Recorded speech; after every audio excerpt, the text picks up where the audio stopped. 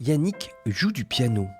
Et c'est un miracle, car depuis 12 ans, il souffre de la maladie de Parkinson. Mais depuis fin novembre, dans son cerveau, un neurostimulateur permet de contrer les effets de cette terrible maladie.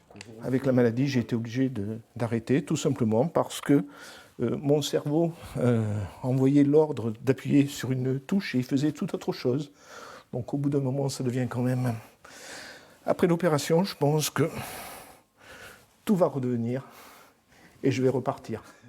Yannick est un privilégié. Seuls 7% des malades de Parkinson peuvent se faire installer un neurostimulateur. L'opération réalisée à Limoges est très lourde et il faut bien du courage pour y faire face. Le malade est éveillé lorsqu'on lui perce 2 trous dans le crâne afin d'y installer de très fines électrodes. J'avais quand même un neurologue de chaque côté. Ouvrez, fermez le plus vite possible. Le mien et un autre qui était là pour, pour me tenir la main, tout simplement.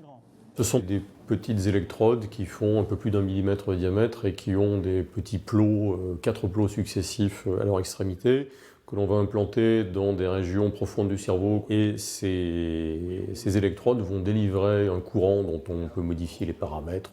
Ce courant électrique va avoir un effet sur le fonctionnement de ces neurones. Il va se produire ce qu'on appelle une resynchronisation, c'est-à-dire qu'on va tâcher de normaliser le fonctionnement de ces neurones, au moins sur un plan électrique.